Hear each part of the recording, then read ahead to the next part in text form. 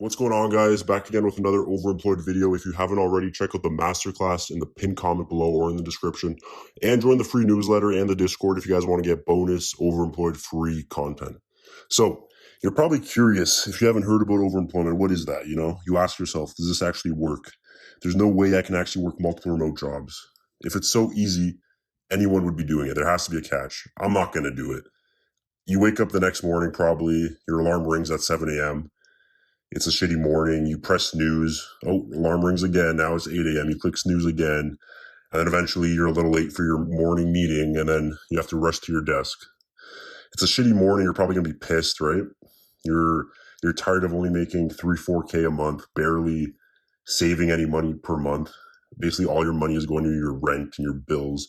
You can barely afford a car that's broken down and used 15 years. So if you don't really want to be stuck in that trap anymore, you really can make that choice yourself, right? If you actually think about overemployment, it's pretty fucking easy, right? It's not that complicated. There's no crazy formula.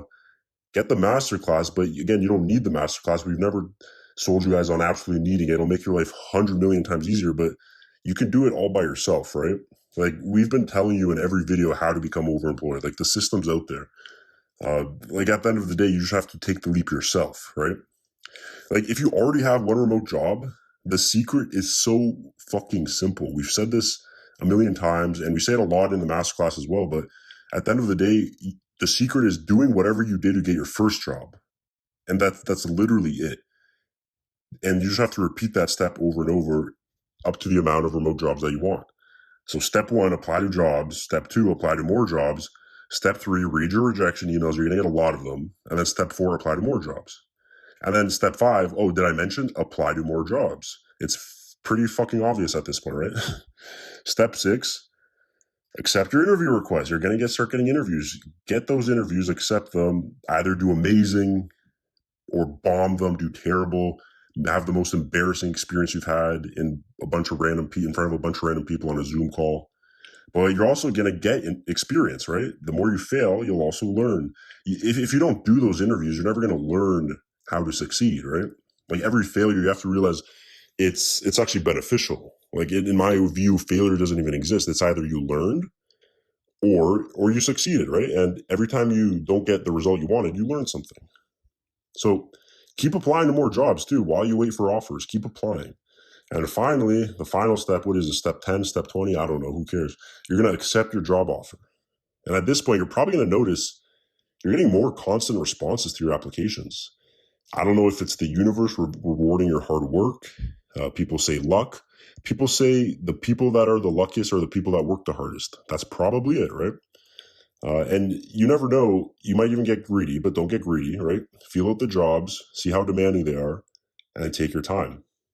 Like, you guys see the boom in remote work. It's pretty obvious. There's a huge recession coming too, the one that's already started, but still there's remote work opportunities all over the place, right?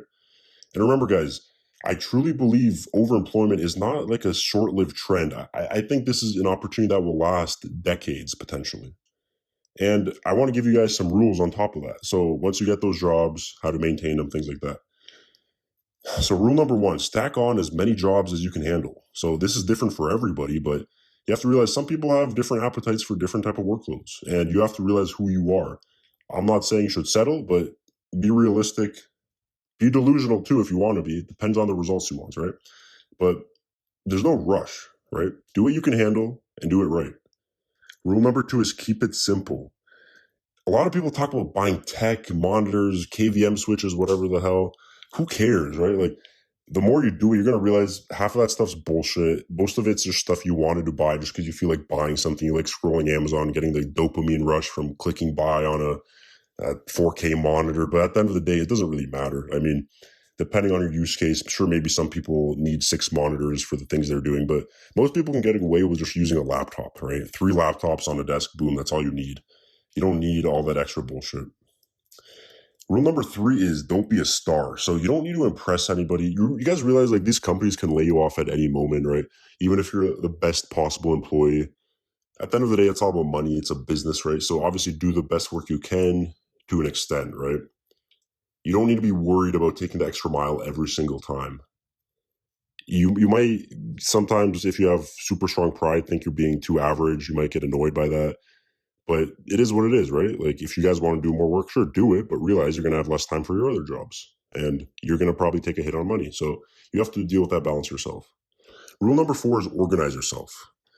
Like, I hear this all the time. People that are working 2 or 3 remote jobs and they're like, oh, I didn't remember to do this. I forgot that.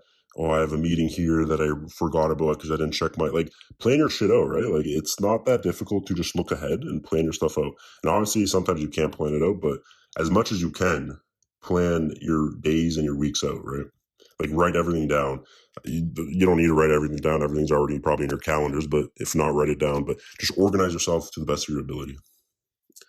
And also, mark your calendars, guys. Like, a lot of people don't realize you can mark calendars, right? Like, people want focused work. If I want to be working at 10 a.m. at my company, at my first company, then I'm going to be like 10 a.m. to 11 a.m. is my focus time, period, right?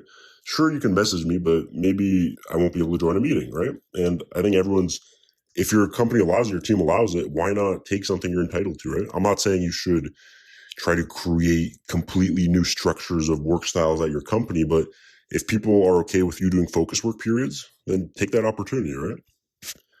So, last rule is don't tell anyone that you are overemployed. Don't tell your mom, don't tell your sister, don't tell that girl you want to impress, don't tell your dog.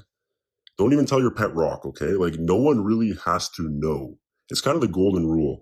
It's not even just about people exposing you. It kind of just adds unnecessary stress on your life. It also creates unnecessary pressure. Some people can thrive off that pressure, but realize if you change your life to the point where you're making triple your income, let's say you're making $15,000 per month after tax now, people's view of you is going to change, right? And you might get unnecessary pressure that you didn't really want. And you realize very quickly that once you do kind of get it out of your system, the showing off, the flexing, the telling people, thinking it's a status symbol, you won't really care. You're not going to care about impressing those people anymore, because once you reach a new echelon of success, you'll realize the people you actually want to impress are 3 levels above you, and you can't even flex on them yet, right? And then process repeats. You try flexing, you get bored of the flexing over and over. So don't talk about your overemployment. So remember, the free OverEmployed Discord is available. Join the Discord in the description or the pinned comment below. Get the masterclass, get the premium Discord memberships, join the newsletter, whatever you guys need to do it. Leave a comment down below, like the video, and subscribe to the channel if you want to hear more content. And also share your opinions in the comments. We love hearing what you guys think about overemployment, about the status of overemployment, remote work, everything included, okay? So I'll see you guys next time.